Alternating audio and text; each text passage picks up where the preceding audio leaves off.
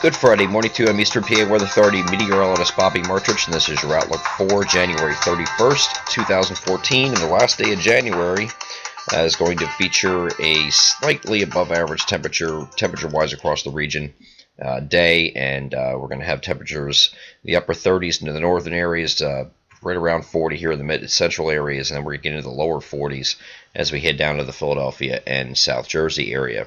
Now looking at the map for Saturday morning, this is Saturday morning at 7 a.m., and we're going to have an area of low pressure that's moving up here through the Ohio Valley. It's going to be heading up in this direction just like this, and there's a warm front that's associated with this that's sitting out here like this. It's going to be also be pressing to the north, and that's also in association with this low pressure system. So this warm front is going to move in, and behind it you're going to have some warm temperatures for the weekend that's going to press in behind this front. However, we're not dealing with much in the way of precipitation this weekend. It looked earlier in the week like there's going to be a decent amount of rain over this area here, and everything's cutting way to the west here, and because of that, it's taking all the heavier precipitation with it. I'm going to follow this up over in future frames here. You can see this system here that's over the eastern Great Lakes, and that's going to continue to head up into the Canadian Maritimes eventually. But the GFS does it a little bit slower, and I'll show you the impact of that in a minute. But I want to get through here until we get through this entire system here. The low pressure system moves through. This is a cold front that's attached to this right here. But as this cold front moves through, the GFS and the NAM both have it fizzling out, and you really don't get much of anything except for maybe a passing shower on Sunday afternoon. Now, as the cold front moves through, temperatures will drop, and it's going to set the stage for our next system, which we'll get into in a minute, which is already building down to the south here. Now, this next system would be affecting us on Monday. And now take a look at the GFS here. See where the low position is here? It's sitting over the Canadian Maritimes here. It's kind of taking its way. This is the same system that came through, that's expected to come through on Saturday.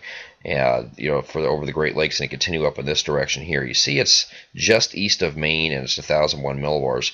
You go over to the NAM, it has a little bit different look.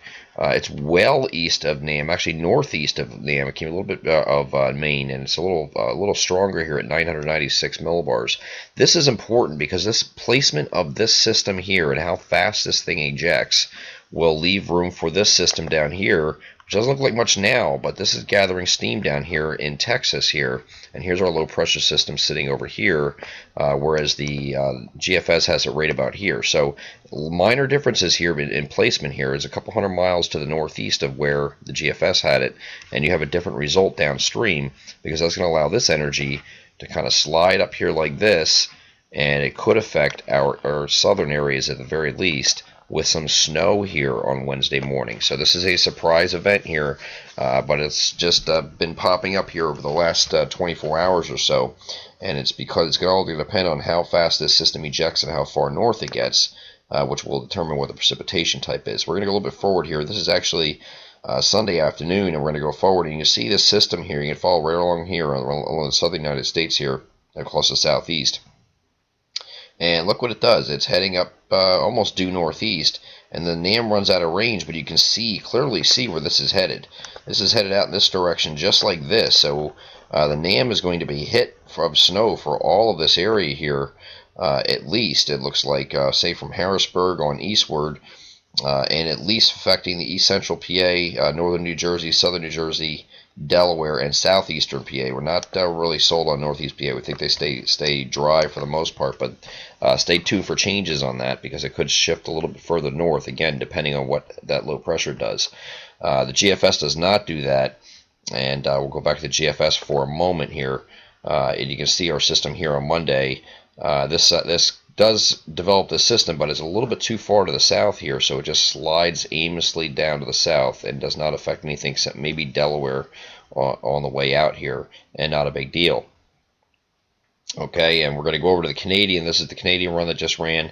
Same idea as the NAM. It's kind of halfway between the GFS and the NAM. The NAM would probably, if it was extrapolated, would be a little bit further north and probably include these areas as well where I'm drawing in the snow amounts here. But this still takes it basically across southeastern PA into central and southern Jersey and into Delaware. And you get a pretty good amount of snow here on the Canadian as this passes by. So like a quick 2 to 4, maybe even more than 4 inches in some areas.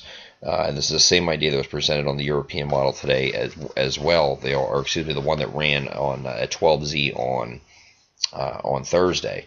Now, we're going to go back to the GFS. Again, this is back to this system here, sliding off the coast here. The next system we're going to be worried about is the system on later Tuesday. Here's Tuesday evening. Now, the GFS has slowed it down a little bit, but one thing what we're looking for is for this system here, which is sitting right back here. This is going to be a pretty significant system. A lot of moisture associated with this. Looks like we're going to have a good thump of snow on the front end here for these areas here at the very least. Not sure about areas further south. May start as snow and quickly go over to freezing rain.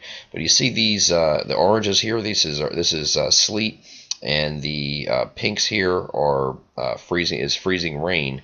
And we're very concerned with freezing rain in the overnight hours on Tuesday night. This is actually showing Tuesday a little after midnight, and the very next frame here is early Wednesday morning. You can see this pink here. This is all freezing rain here from basically looks like I-78 northward is the freezing rain line, and areas that are in the valleys, such as when you get into Allentown and anywhere that has a valley. The Lehigh Valley is a perfect example of that, where the cold will hang on a little bit longer and the temperatures will not rise right away. So we're very concerned with significant icing that could exceed a half inch in some places if some of these models are correct. We don't want to get into specific totals yet. I know I just gave you a total there, but there's a concern that we could have some significant icing on Tuesday night into Wednesday morning.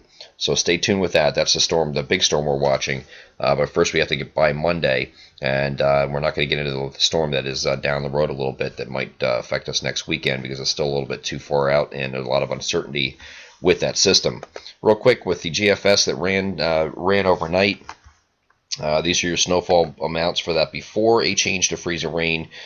These purples up here are indicating 6 or more inches of snow, probably like 6 or 7. We're not getting crazy with these amounts here, but the blues here are all in the 3 to 6 inch range before it changes over to sleet and then freezing rain eventually for areas further south. So it's basically, I'm going to draw I-95 here. This is I-95 right here.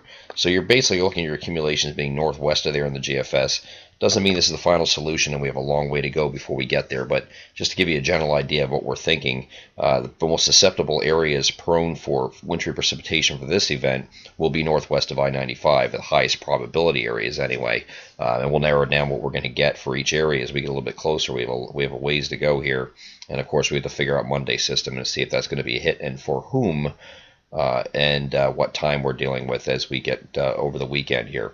I'm Eastern PA Weather Authority meteorologist Bobby Martrich. That is your outlook for January 31st, 2014. Have a great Friday.